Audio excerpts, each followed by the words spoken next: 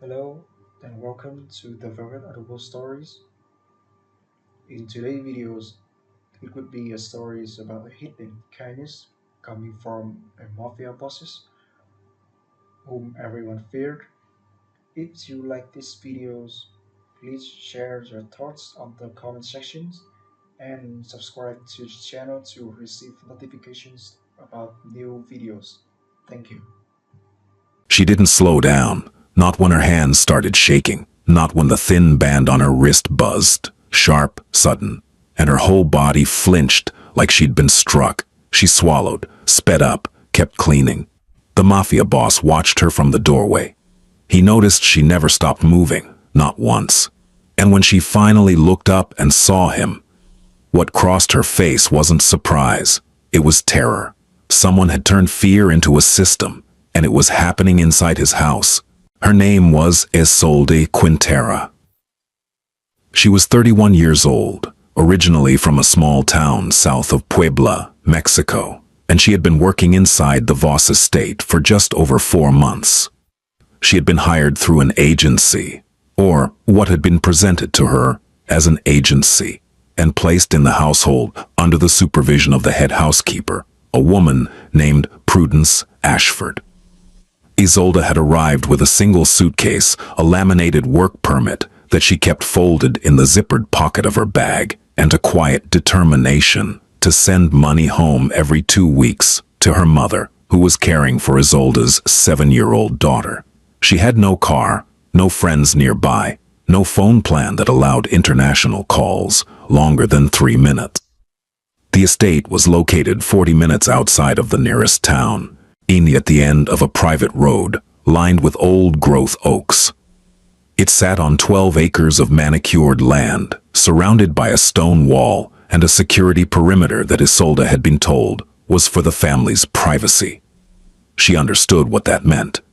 She had known from the beginning that the man who owned the house was not a businessman in the way that word was normally used.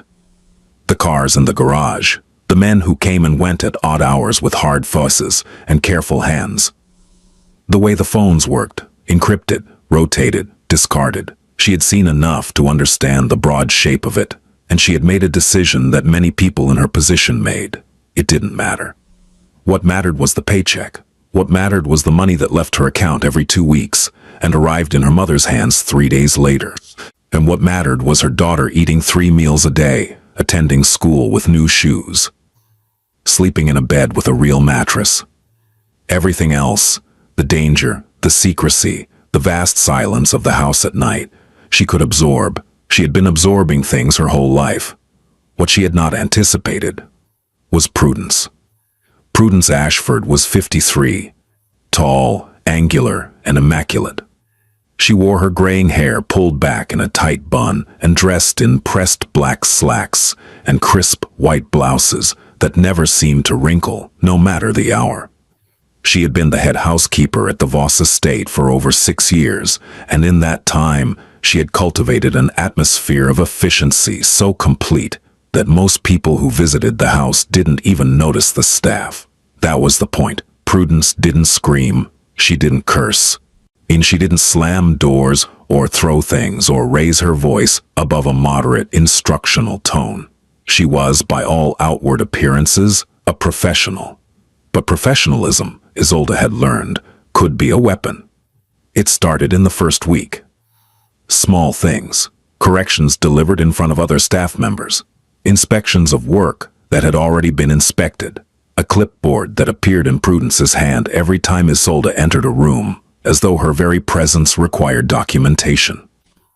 "You're 3 minutes behind on the east hallway," Prudence would say, without looking up.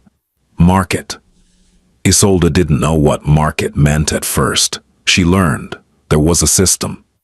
A schedule so granular, it broke the day into 15-minute blocks, each one assigned to a specific task, each task assigned a completion standard, in each standard measured by something. Isolde didn't understand the metric. She only understood the consequence. If the block turned red on Prudence's tablet, there was a conversation. And the conversations were never loud, never angry, but they always ended with the same quiet sentence. We wouldn't want any issues with your documentation, would we? That was the thread, the invisible wire that Prudence pulled whenever she needed Isolde to bend. It was never a direct threat. It was a suggestion, wrapped in concern, sealed with a smile. I know how hard it is for people in your situation, Prudence would say.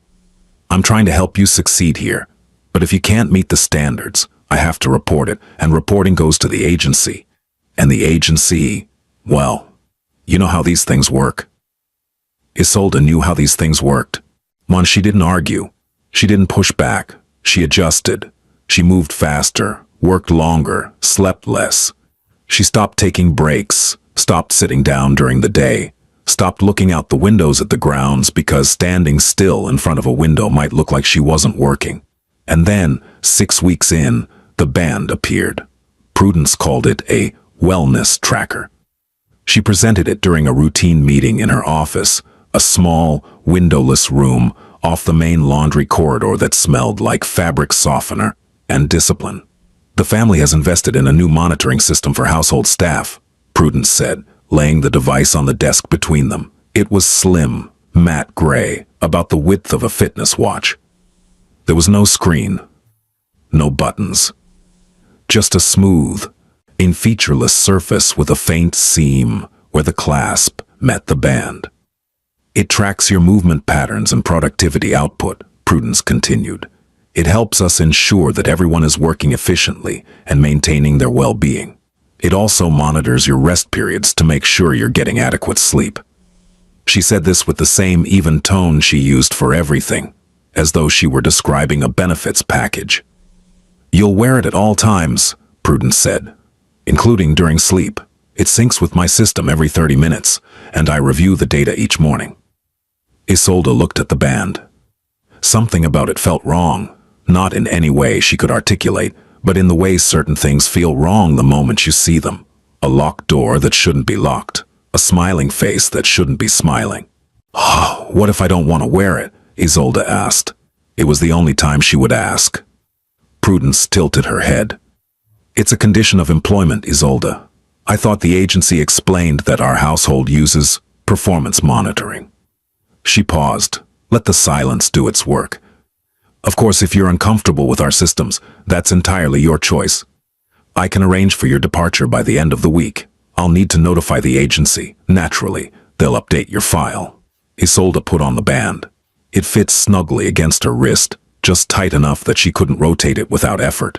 The material was smooth but not soft. It had a clinical quality, like a hospital ID bracelet. For the first 3 days, it did nothing but sit there.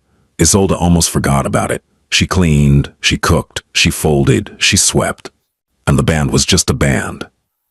On the 4th day, it buzzed. She was standing in the second-floor hallway, arms full of folded towels, when her body simply stopped for a moment. The way a body will stop when it's been moving for 11 hours straight. Not a break, not a rest, just a pause, a breath. The band vibrated against her wrist, quick, sharp, like a phone notification, but deeper, more insistent. She startled, nearly dropping the towels. Then she moved. She didn't think about it, didn't analyze it. Her body simply responded to the stimulus the way any body would if stillness had been paired, suddenly and without warning, with a physical sensation that said wrong. Later that night, lying in her narrow bed in the staff quarters, she told herself it was just a reminder, a nudge, like a step counter that vibrates when you've been sitting too long. That was all. On the 7th day, it shocked her. She was in the kitchen, refilling the supply closet. She had stopped to read the label on a cleaning product. 5 seconds, maybe 6. When the band delivered something that was not a vibration, it was a jolt, small, precise, and deeply unpleasant. Not enough to make her cry out, just enough to make her arm jerk and her breath catch. She looked down at her wrist. The band sat there, smooth and silent, as though nothing had happened. When she looked up, Prudence was standing in the doorway. If it buzzes, Prudence said calmly, that means you stopped. Keep moving and it won't bother you. Simple. She turned and walked away. That night, Isolde tried to take the band off. The clasp didn't respond to her fingers. And there was no visible latch, no release mechanism. She tried sliding it over her hand. The fit was too tight. She tried using a butter knife to pry the seam. The material didn't budge. She stared at it for a long time. Then she went to sleep. Because her shift started at 5, and the band would know if she didn't get up on time. Within 2 weeks, the band had rewired her, not her thoughts. Those remained her own, as sharp and desperate and exhausted as ever. But her body had been retrained. It had learned a new set of rules, and it followed them with a loyalty that bordered on betrayal. Rule 1, never stop moving, not for a breath, not for a thought, not for a cramp, not for a prayer. Movement was safety. Stillness was pain. Rule 2, never pause at a window, a mirror, or a doorway. And the band seemed to differentiate between productive movement and idle standing. Looking at something, really looking, registered as a stop. Rule 3, never slow down. The band appeared to have a baseline pace. Falling below it triggered the warning buzz. Falling further triggered the shock. The threshold was not generous. Isolde adapted because that was what she had always done. She learned to fold sheets while walking, to carry supplies with both arms so she never had to make 2 trips, to clean baseboards from a squat that allowed her legs to keep shifting, keep moving, keep the band satisfied. She stopped eating lunch. There was a designated break period, 30 minutes at noon, but the band buzzed halfway through every time, and after 2 shocks during meals, her body simply refused to sit at the table. She ate standing up, while I'm in the laundry room, spooning rice from a container, while her feet shuffled in small circles on the tile floor. She slept in intervals. The night mode that Prudence had mentioned tracked her movements even during rest, and if Isolde lay too still for too long, not asleep, but motionless, the band would issue a low, persistent vibration that dragged her back to awareness. She began sleeping in a light, anxious trance, never fully unconscious, never fully at rest. Her body twitched in the dark, her wrist tingled even when the band was silent, as though the anticipation of pain had become its own sensation. She began having nightmares, not the kind with monsters or falling, but the kind that were worse because they were ordinary. She would dream she was sleeping peacefully, deeply, her body loose and warm and still. And then the buzz would come, and she would wake up already moving, already on her feet, already walking toward the door before her eyes were fully open. The worst part was the gratitude. On the days when the shocks didn't come, when she moved fast enough, steadily enough, obediently enough to stay ahead of the system, she felt grateful, actually grateful. As though the absence of punishment was a gift, as though a day without pain was something she had earned, rather than something she was owed. She recognized, somewhere in the back of her mind, that this was wrong. That the gratitude was a symptom, not a feeling. That the system had taught her to be thankful for the same thing every human being is born with, the right to exist without being hurt. But recognition and resistance are different things, eh? And you can know the cage is a cage and still not have the key. She thought about her daughter constantly, about the phone calls she was allowed to make once a week, 3 minutes each, from the hallway phone where Prudence could hear every word. She had learned to keep those calls light, cheerful, full of the kind of easy lies that parents tell children to protect them from truths they're too young to carry. Mama's fine, mija. Mama's working hard. Mama will send money next week. She never told her daughter about the band. She never told her about the shocks, or the sleeplessness, or the cream she rubbed on her wrist every night in the laundry room while her feet shuffled in their small, desperate circles. Some truths are too heavy, even for the person carrying them. Giving them to a 7-year-old was unthinkable. And through all of it, the world above her continued as though nothing was wrong. The house was clean. The meals were prepared. The staff appeared efficient and content. When visitors came, and they did periodically, men in expensive suits with careful eyes, they saw a well-run household, nothing out of place, nothing to question. Prudence made sure of that. She ran the staff with a precision that looked from the outside like excellence. The schedules were detailed. The expectations were clear. The results were immaculate. If anyone had asked, she would have said, and believed, that she was simply maintaining standards, that the band was a tool, that the shocks were incentives, that the threats were motivation, that the woman who flinched at her own wrist every 7 minutes was simply someone who needed more structure. And that was the architecture of it, not cruelty for its own sake. That would have been recognizable, resistible, reportable. This was cruelty dressed in spreadsheets, abuse filed under performance metrics, a woman's terror logged as response time data, and no one noticed, because no one was looking. Leander Voss was not the kind of man people expected. The word mafia conjured images, Hollywood images mostly, loud men, gold chains, violence as punctuation. Leander was none of that. He was 44, lean, dark-haired, and so quiet in a room that people sometimes forgot he was there until he spoke, at which point they remembered immediately. He had inherited the organization from his father, who had inherited it from his father, who had built it from nothing in a country that treated immigrants like kindling. And the Voss family operated in logistics, real estate, construction, and several other industries that existed in the gray space between legal and everything else. They were not saints. They were not trying to be. But Leander had rules, not the kind written on paper, the kind carved into bone. You don't touch civilians. You don't use children. You don't profit from human desperation. You don't let power become cruelty. And you never, under any circumstances, allow someone under your roof to be abused. That last rule was personal. It came from a memory he never spoke about, a memory involving his mother, a man who was not his father, and a locked room on the second floor of a house in Queens that smelled like cigarettes and fear. He had been 8 years old. He had heard everything. He had been able to do nothing. And he was not 8 anymore, so when he began noticing things about the new maid, things that didn't add up, that nagged at him the way a wrong note nags at a musician, he did not dismiss them. He paid attention. The first thing was the movement.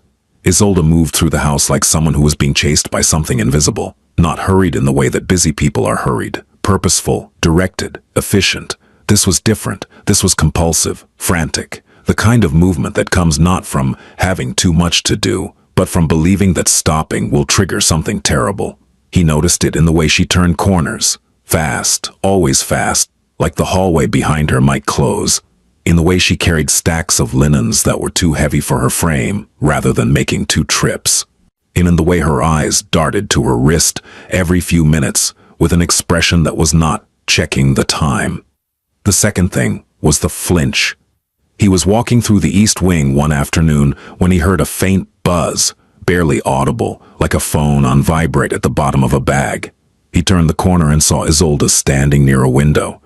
Or rather, she had been standing near a window. In the half-second it took him to appear, she was already moving, already in motion, as though the buzz had injected adrenaline directly into her bloodstream.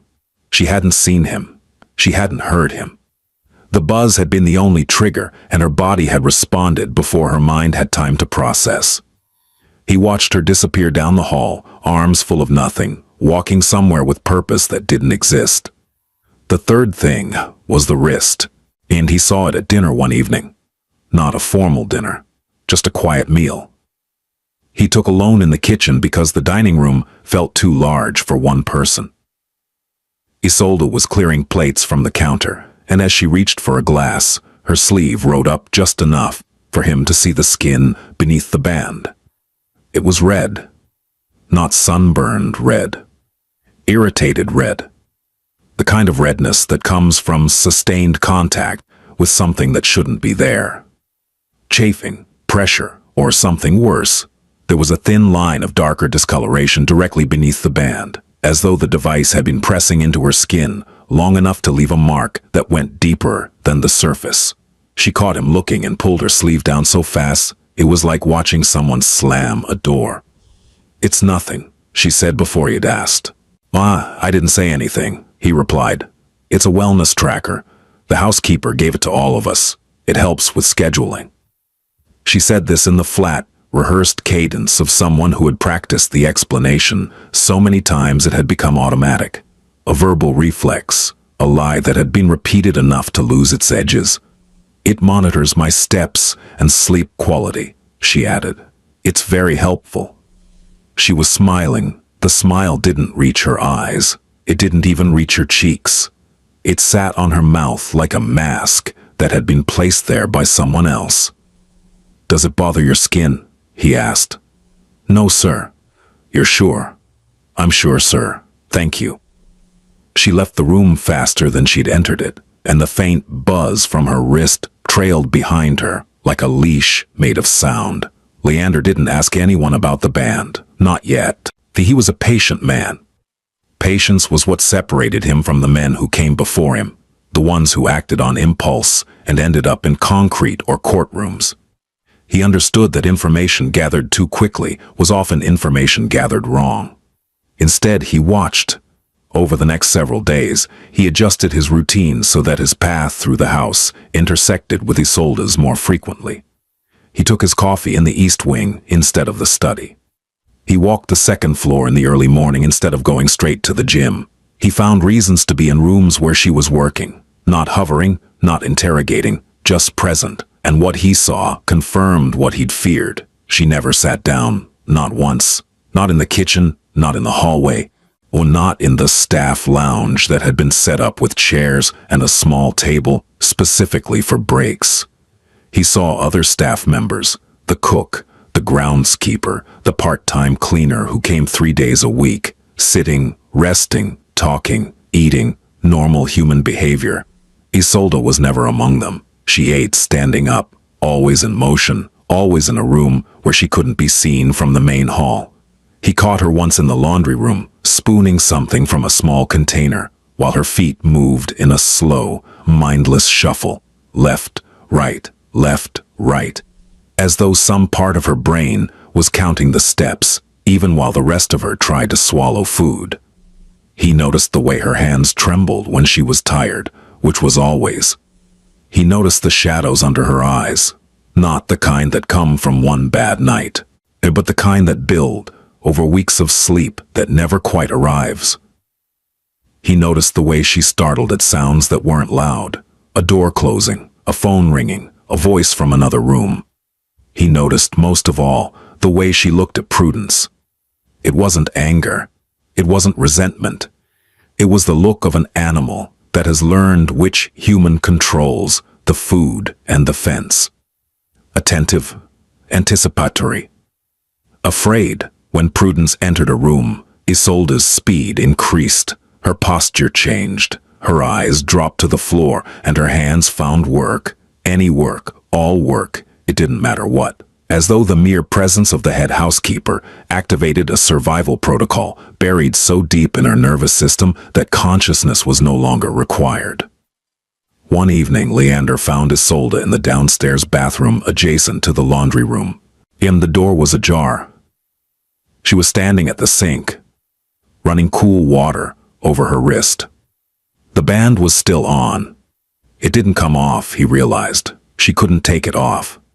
But she had pushed it up slightly, and she was carefully applying cream to the skin beneath it with her fingertips. The skin was raw, not cut, not bleeding, but raw in the way that skin becomes when it has been subjected to repeated irritation, friction, heat, or electrical contact. There were tiny raised bumps where the metal contacts on the underside of the band met her skin, and the tissue around them was inflamed and tender. She was applying the cream with the careful, practiced efficiency of someone who had done this many times. There was no frustration in her movements, no anger, just maintenance, on the way you might patch a tire or tape a crack in a wall, not because you expected it to hold, but because the alternative was worse. She looked up, saw him in the doorway. The cream disappeared into her apron pocket so fast it might never have existed. "Sorry, sir. I'll go back to work." "Isolde." "Yes, sir." "When was your last day off?" She blinked. The question clearly confused her, as though the concept had been filed away in a drawer she'd forgotten how to open. "I, have my rest periods, sir. The schedule is very fair." "That's not what I asked." "I'm fine, sir, really. Prudence has been very good to me." She smiled the smile again, the mask, and walked past him, already moving, already working, already performing the version of herself that kept the band quiet. And he stood in the doorway of the bathroom and looked at the sink. There was a faint residue of the cream on the porcelain. Next to it, a small hand towel that had been folded and refolded so many times the fabric was soft as tissue. He opened the medicine cabinet above the sink.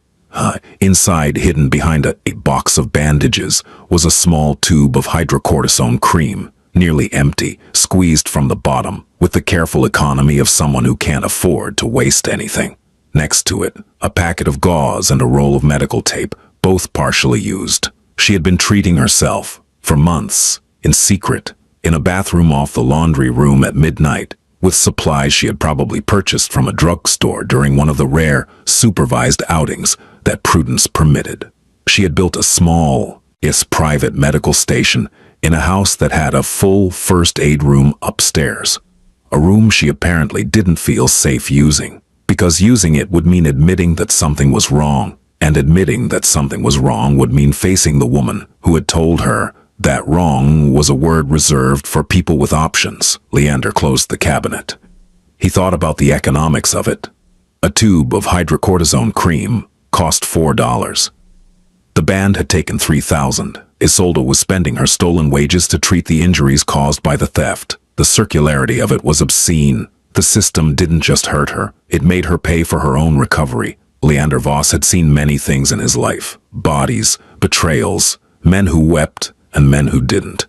And he had seen power used as a scalpel, and power used as a hammer, and power used as a slow, grinding weight that crushed people so gradually they didn't realize they were being destroyed until there was nothing left to destroy. This was the third kind, and it was happening in his house. Leander made a call, not to Prudence, not to the agency, not to anyone who might tip off the architecture of control that had been built, brick by careful brick, around a woman who had no one to call. He called Caius. Caius Drummond was Leander's right hand, not in the dramatic sense, not the consigliere of movies and myth, but in the practical sense. Caius was the person who knew where the bodies were because he had helped move them, and he was also the person who knew where the accounting was because he had helped audit it. He was 41, broad-shouldered, bald by choice, and had the emotional range of a filing cabinet, which, in their line of work, was an asset. "I need you to look into something," Leander said. "The household monitoring system that Prudence runs. The scheduling software? Whatever it is. I want to know what it tracks, what data it collects, and where that data goes. This about the staff? This is about one staff member." Caius paused. He knew the tone. It was the tone Leander used when something had crossed a line that existed only in his own internal code. A line that most people couldn't see, but that, once crossed, triggered a response as certain and irreversible as gravity. "I'll have it by tomorrow." Caius had it by that evening. He came to Leander's study at 9, carrying a laptop and a folder. And he set both on the desk and opened the laptop without ceremony. "The system's called TrackRight," Caius said. "Enterprise workforce monitoring. It's marketed to warehouses, fulfillment centers, agricultural operations. DUBI tracks worker movement, break durations, productivity rates. Everything's logged and time-stamped." "How did Prudence get it?" "She set it up herself. Accounts in her name, billed to a personal card. The estate isn't involved. Your name isn't on it." "What does it connect to?" "The wristbands. There are 3 registered devices, but only one is active. Serial number matches the one assigned to Isolde Quintera." "What does it do?" Caius turned the laptop toward Leander. On the screen was a dashboard. Clean, professional, corporate. It looked like any project management tool. And there were graphs showing movement patterns, bar charts showing active time versus idle time, and a log that scrolled down the right side of the screen in neat, time-stamped entries. "It monitors her location within the house," Caius said. "Tracks her pace, her break times, her idle periods. If she stops moving for more than 90 seconds, it sends a warning vibration. And if she keeps stopping," Caius clicked a tab labeled Compliance Actions. The screen showed a log. Each entry had a timestamp, a duration, and a code. Some were marked VW for verbal warning, which Caius explained was the vibration. Others were marked PA for performance action. "What's performance action?" Leander asked, though his voice suggested he already knew. "The band has two conductive strips on the underside. When a PA is triggered, it delivers a low-voltage electric pulse, about the same as a static shock from a car door, but repeated and targeted." Leander said nothing. "It's technically classified as a haptic feedback mechanism in the product documentation," Caius continued. "The company that makes it went through 3 lawsuits and rebranded twice. They're based in Delaware. The product's not illegal. There's no law specifically prohibiting it, but it's been banned by 2 state labor boards and flagged by 3 human rights organizations." "How often has it shocked her?" Caius scrolled through the log.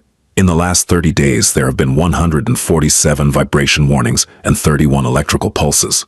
The pulses cluster in the evening hours, between 9 p.m. and midnight." "Night mode," Leander said. Caius looked at him. "Then you know about that?" "Not yet. Keep going." Night mode is a setting that increases sensitivity during designated rest periods. The threshold for idle time drops from 90 seconds to 45. The rationale, according to the product manual, is to discourage extended, non-productive rest periods during overnight shifts. "She's not on an overnight shift. She's sleeping." "The system doesn't differentiate." Leander stared at the screen. The data was clean, organized, professional. It looked like a performance review, not a record of abuse. And that, he understood, was the entire point. The system had been designed, deliberately, carefully, commercially, to make cruelty look like management. "What about the threats?" Leander asked.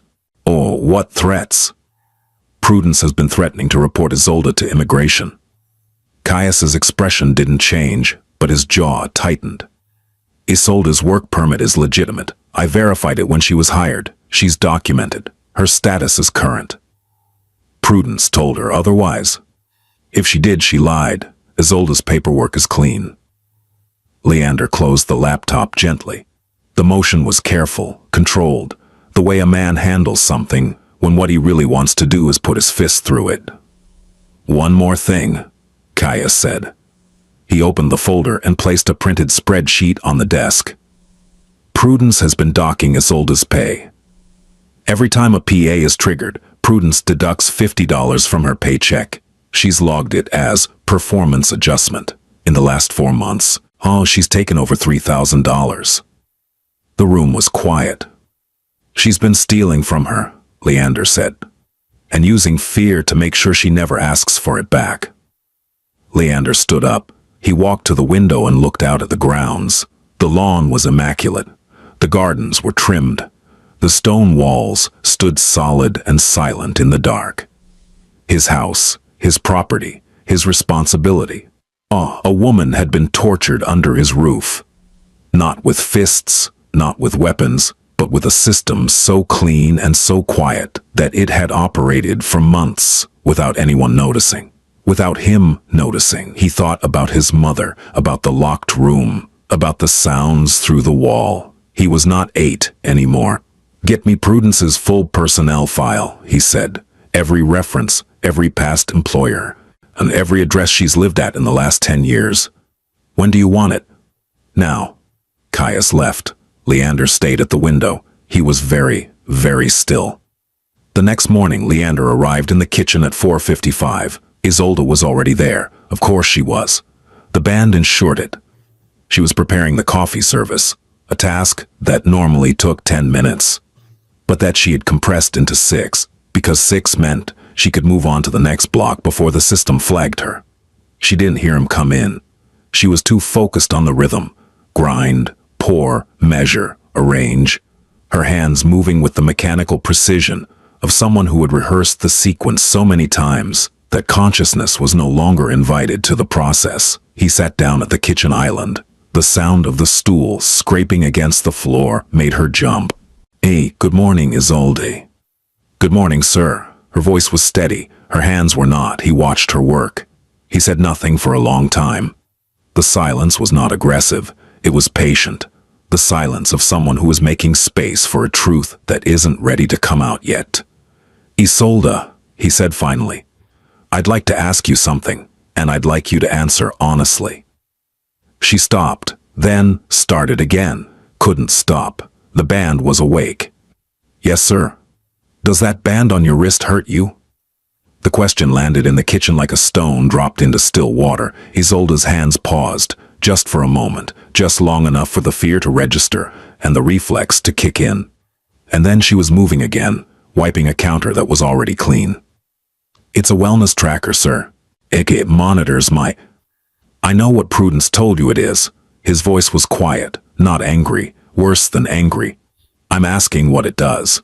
Isolde's jaw tightened. Her eyes dropped to the counter. The band buzzed, faint, insistent, demanding, and her feet shuffled, maintaining the minimum pace. "It helps me stay on schedule," she whispered. "Isolde. It buzzes if I stop too long. That's all. It's normal. Lots of places use them." "Does it shock you?" Silence. "Isolde, does that band deliver electric shocks to your wrist?"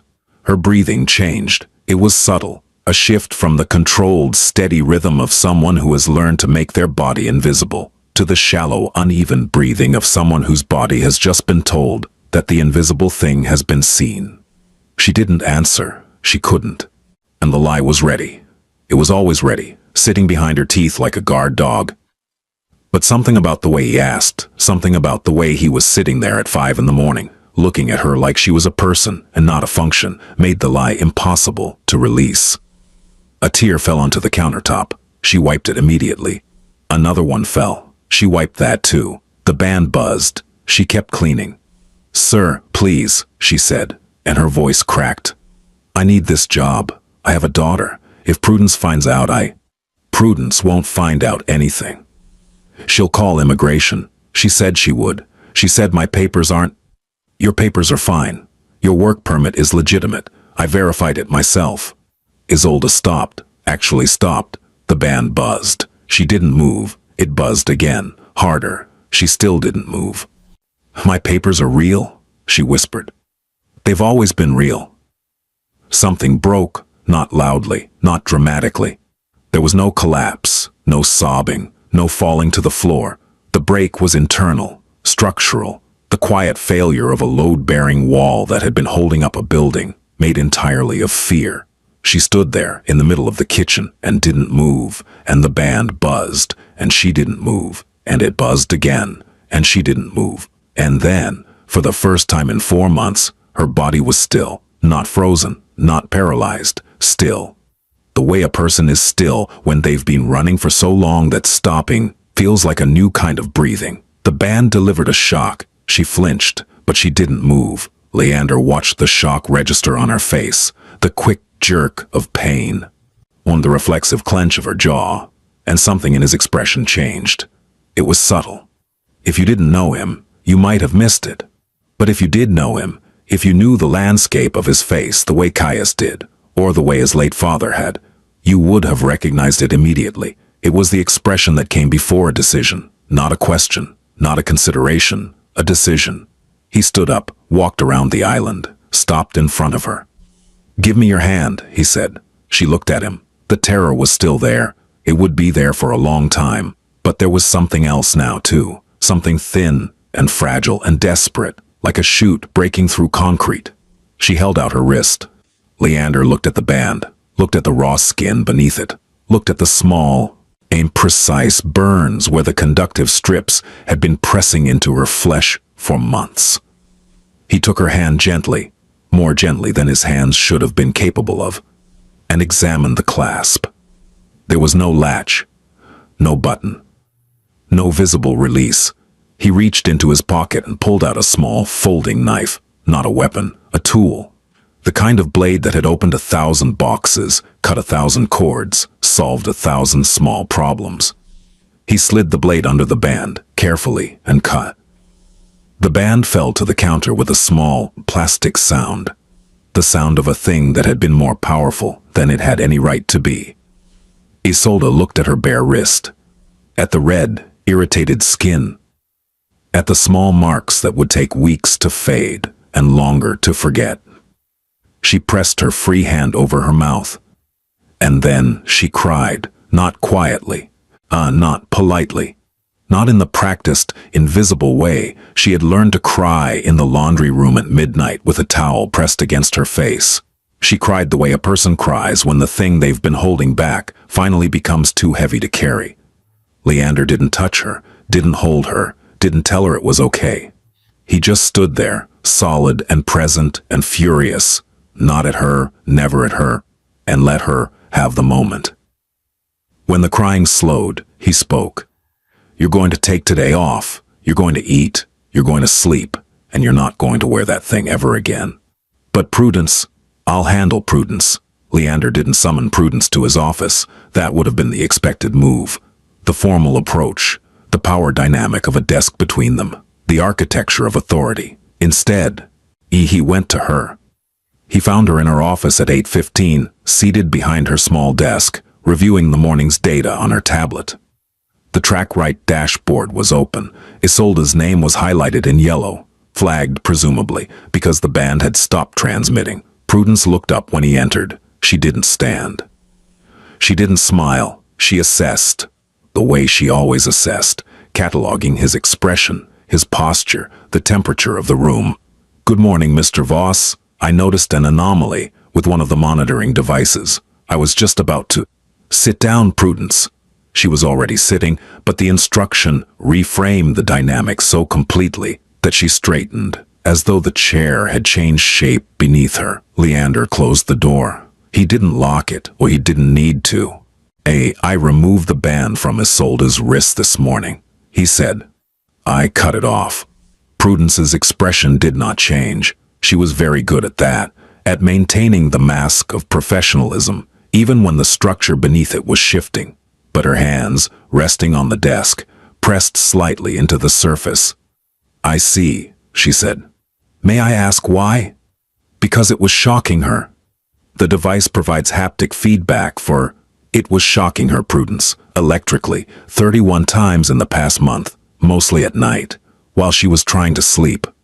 The night mode parameters were set within the manufacturer's recommended. You increased the sensitivity during sleeping hours so that normal rest would trigger a punishment response. You turned a human being's sleep into a violation. Prudence opened her mouth, closed it. Opened it again. Mr. Voss, I understand your concern, but I assure you that the system is designed to optimize productivity. The literature clearly states, Prudence. His voice had not risen. It had not sharpened. If anything, it had gone lower, quieter, which was worse. I'm not interested in the literature. I'm interested in the fact that a woman in my house has been tortured for 4 months, and you logged it as performance data. Tortured is a very strong. You shocked her when she stopped moving. You shocked her when she tried to rest. You docked her pay every time the system registered what you called a failure. You stole over $3,000 from her wages, and you kept her compliant by telling her, falsely, that her immigration status was at risk. Prudence's face went through a series of rapid adjustments. Surprise, calculation, indignation. And then, finally, the expression she settled on. Righteousness. I was managing a difficult employee, she said. The standards in this house are extremely high, and some people need more structured guidance than others. The agency placed her here with the understanding that there is no agency. Prudence stopped. I had your records checked, Leander continued. The placement agency you used is a shell company. You set it up yourself 18 months ago. You've been recruiting workers directly, specifically immigrants, specifically women, specifically people who are isolated and vulnerable, and placing them in positions where you control their housing, their pay, their schedules, and their ability to leave. The color left Prudence's face, not all at once. It drained slowly, unlike water from a cracked vessel. Isolde isn't the first, is she? Silence. Before her, there was a woman named Yaretsi Solorzano. She lasted 2 months before she quit, or before you made the conditions unbearable enough that she believed quitting was her only option.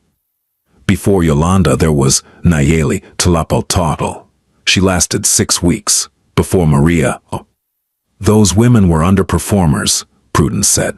Her voice had changed. The professional veneer was cracking, and beneath it was something colder, something that had been hiding for a long time.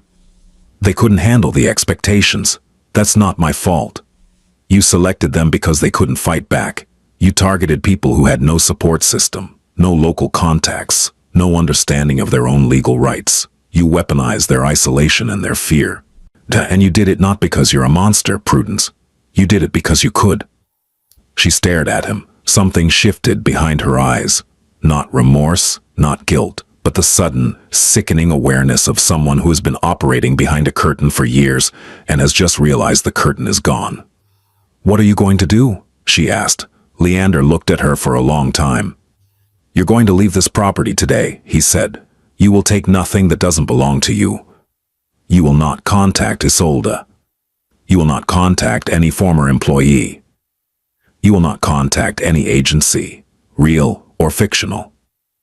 And if I don't, then I will provide the documentation I've gathered, the device logs, the pay records, the shell company filings, the testimony to the U.S. Department of Labor, the State Attorney General's office, and the FBI's Human Trafficking Task Force."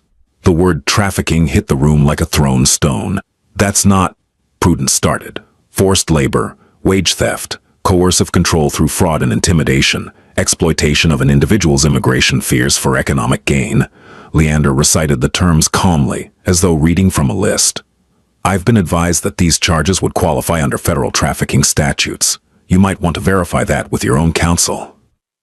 Prudence stood up. Her hands were shaking now, a detail that Leander registered with something that wasn't satisfaction, but wasn't far from it. "You can't do this," she said. "I've been here 6 years. 6 years I've kept this house running. You don't know what it takes to. I know exactly what it takes. And I know what you took from the people who did the actual work." She took a step toward him. Not threatening, desperate. The desperation of someone who has been in control for so long that the loss of it feels like a physical injury. "I built something here," she said. "This house was chaos before me. The staff were lazy, unreliable, undisciplined. I created a system that... You created a system that hurt people, Prudence. That's all you created. That's not fair." "Fair." He said the word as though he was tasting it, finding it bitter. "You want to talk about fair? Tell me, was it fair when Isolde lay awake at 3 in the morning, afraid to close her eyes because your device would shock her for sleeping too deeply? Was it fair when she ate standing up in the laundry room because your system punished her for sitting down? Was it fair when she rubbed cream on electrical burns at midnight in a bathroom the size of a closet because she couldn't use the first aid room upstairs without you knowing?" Each question landed like a strike. Not loud. Not violent. Precise. Prudence's mouth opened and closed. The righteousness was fracturing. Beneath it, something else was emerging. Not guilt, not quite, but the cold recognition of someone who is seeing their own actions reflected in a mirror they can't look away from. "She could have said something," Prudence whispered. "She could have come to you." "She couldn't. That's the point. You made sure she couldn't. You took every exit and locked it. That's not management, Prudence. That's a cage." The room was quiet. "You have 2 options," Leander said. "You have 2 options," Leander said. "You leave today, in quietly, with your belongings and nothing else, or I hand everything I have to federal investigators, and you leave in a very different way." He paused. "Let the weight of it settle." "One more thing," he said. "The $3,000 you stole from Isolde. It will be returned to her account by the end of the day. From your account. Caius will provide you with the transfer details." He walked to the door. "You have 2 hours." He left. Prudence Ashford left the Voss estate at 10:23 that morning. She walked out the front door carrying a single bag, the same kind of single bag that Isolde had arrived with, though Prudence's contained considerably more expensive contents. Caius stood by the door, not blocking it, not threatening, just present. A witness, a wall. She didn't look back. A car was waiting at the end of the drive. A black sedan with tinted windows and a driver who would take her to a hotel downtown, where a room had been booked for one night. After that, she was on her own. The system was dismantled that same day. Caius personally oversaw the process. The TrackRight account was deleted. The data was downloaded first. Caius kept copies of everything, always. But the live dashboard, the monitoring protocols, the night mode settings, the compliance logs, all of it was wiped. The band itself, the small, gray device that had controlled a woman's body for 4 months, was placed in a clear plastic bag and locked in the estate's security safe. Evidence, in case it was ever needed. The household staff were assembled in the main kitchen at noon. There were 5 of them, including Isolde. Leander addressed them personally, which was unusual. He typically left household matters to the housekeeper, for obvious reasons. He told them that Prudence had been terminated. He told them that the monitoring system had been deactivated. He told them that their schedules would be restructured, that their pay would be reviewed, and that anyone who had experienced anything inappropriate was welcome to speak with him directly, without fear of consequence. He said this in English and then repeated it in Spanish because he spoke both fluently, a fact that surprised some of the staff, though it shouldn't have. His grandmother had been Mexican. The language was as much a part of him as the silence. He did not explain what Prudence had done. That was not his story to tell. But the staff understood. They had eyes, they had ears, and they had noticed things about Isolde that they had filed away under "not my business," because in a house like this, minding your own business was a survival skill. He thanked them. They went back to work.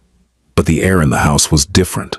Lighter somehow, as though a pressure system that no one had consciously registered had finally broken. Isolde was not at the meeting. Leander had told her to rest, and for the first time in months, she had done so. She slept until 2 in the afternoon. Real sleep.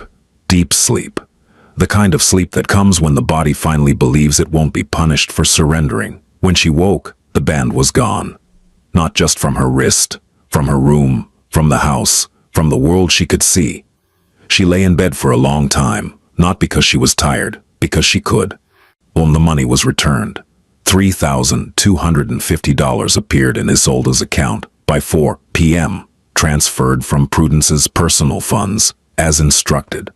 Caius confirmed the transaction and printed a receipt, which he delivered to Isolde in an envelope with no label. She opened it, looked at the number, and sat down. She sat down. In a chair, without moving, without shuffling, without glancing at her wrist to check if something was about to hurt her. She just sat, and the chair held her, and the room was quiet, and nothing buzzed, and nothing shocked, and nothing happened except the slow, impossible return of a sensation she had almost forgotten. Safety. Not the kind that's promised, the kind that's felt. In the bones, in the breath, in the strange, a disorienting stillness of a body that is finally being told, you can stop now. Recovery is not a straight line. It's not even a line. It's more like weather, unpredictable, layered, full of false starts and sudden storms and moments of clarity so sharp they feel like pain. For the first week, Isolde's body didn't trust the new rules. She still woke at 5, still moved through the house with a speed that was too fast for someone who wasn't being monitored, still flinched at her bare wrist when she changed positions, as though the ghost of the band was still there, still buzzing, still demanding. She would catch herself, mid-step, mid-task, mid-breath, and force herself to slow down. It felt unnatural, dangerous, like walking on a tightrope without a net, except the net had been the thing trying to kill her. And she still ate standing up. Not because she had to, but because her body had forgotten how to eat while sitting. The chair felt wrong. Too still, too passive, too much like the kind of rest that used to be punished. She had to retrain herself, the way a person retrains a hand after a fracture. Slowly, deliberately, with the patience of someone who understands that healing is not the same as forgetting. Leander noticed. Of course he noticed. He noticed everything, but he didn't push, didn't hover, didn't try to fix her with words or gestures or the kind of well-meaning attention that can, for someone who's been controlled, feel like a different kind of surveillance. He gave her space. Real space. The kind that isn't just distance, but permission. He told her she could take as many days off as she needed. She took one. Then she came back to work, because work was the one thing that had always been hers. The one thing that existed before Prudence, before the band, before the fear. She didn't want to lose it. She wanted to reclaim it. But the work was different now. She moved at her own pace. She took breaks. Real breaks. Sitting down, drinking water, looking out the window at the grounds without the terror of being measured for it. She ate lunch in the kitchen with the other staff, slowly at first. Then, with more ease, her body gradually accepting that the chair was safe, that stillness was allowed, that the absence of pain was not a trap.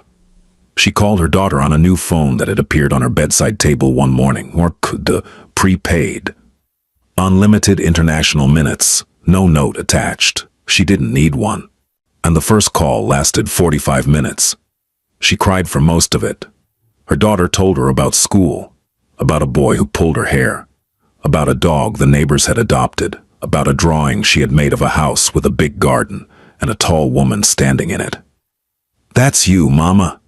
Isolde laughed, the sound surprising her, as though she'd forgotten it was something her body could produce. She started calling every day, not because she needed to, because she could, because no one was timing her, because no one was logging the minutes, because the phone was hers, and the time was hers, and the voice on the other end was the only sound in the world that had never been weaponized. Her mother asked once if everything was all right. Isolde said yes. This time it wasn't a lie. She began to notice things she had stopped seeing. In the way sunlight moved across the kitchen floor in the morning.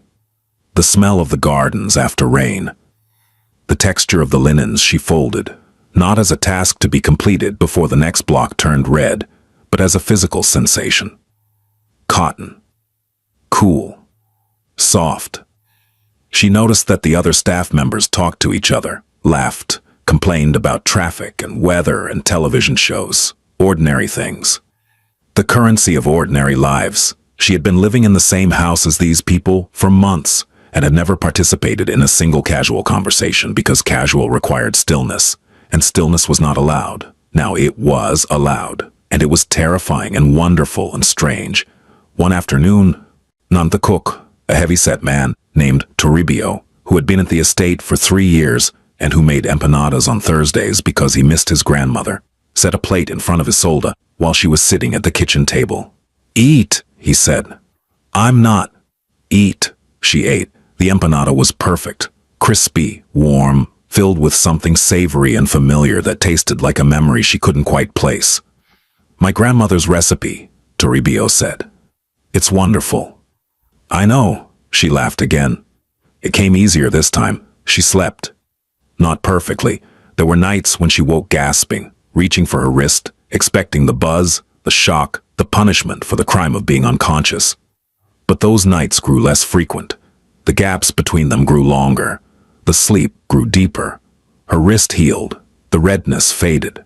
And the small burns where the conductive strips had pressed into her skin flattened and paled, becoming marks that could be covered by a watch or a bracelet or left bare because they were hers, and she got to decide. 3 weeks after the band was removed, Isolde found Leander in the garden. He was sitting on a stone bench near the eastern wall, reading a book, something thick in Italian, with no title on the cover. The sun was low and warm, and the grounds were quiet in the way that expensive properties are quiet. Carefully, deliberately, expensively, she stood a few feet away, unsure of protocol. He looked up. "Sit down," he said. It was an invitation, not an instruction. She could feel the difference now. She sat for a while. Neither of them spoke. The garden smelled like cut grass and rosemary. A bird was doing something complicated in the hedge. "I wanted to say thank you," she said finally. "You don't need to thank me." "I know, but I want to." He closed the book. Looked at her. His expression was not warm, exactly, Leander Voss was not a warm man in the way that word is usually meant. But there was something in his face that she had come to recognize.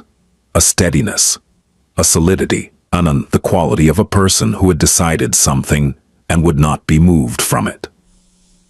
"Can I ask you something?" she said. "Yes."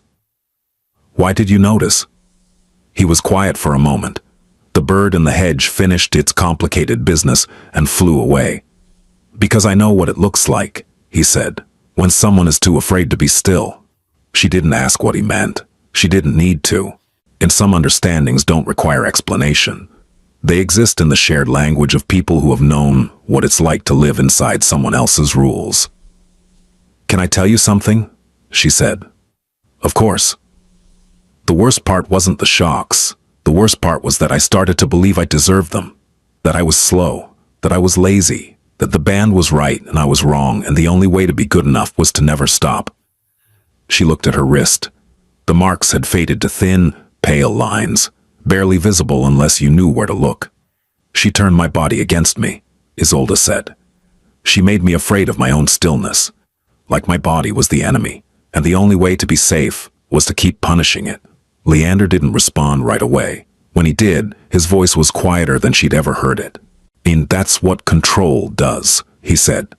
"It doesn't just take your choices. It makes you forget you ever had them." They sat in the garden for 20 more minutes. Isolde didn't say anything else. She didn't need to. She was sitting, in a garden, with her bare wrist resting on her knee. And nothing buzzed. And nothing shocked. And the only sound was the wind in the trees and the distant hum of a house that was finally, quietly, safe. Months later, Leander would receive a letter from the Department of Labor confirming that an investigation had been opened into Prudence Ashford's activities.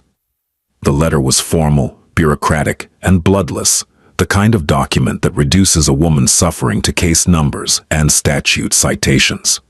Caius had provided them with everything: the device logs, the pay records, on the shell company paperwork, the testimony of 3 former employees who had been found, contacted, and assured in their own languages by people who understood their fear that speaking up would not destroy them. Prudence would face charges, not the dramatic kind, not the cinematic perp walk, not the headlines, the quiet kind, the kind that grinds slowly through a system that is, for all its flaws, occasionally capable of recognizing that what happened in that house was not management. It was not discipline. It was not performance optimization. It was a woman, alone, being punished for being still, and a man who noticed, and a band that was finally, permanently silent. Isolde stayed at the estate, not because she had nowhere else to go. Leander had made it clear that she could leave whenever she wanted, in that he would help her relocate, help her find housing, help her with whatever she needed. He offered it plainly, without conditions, without the kind of generosity that expects a receipt.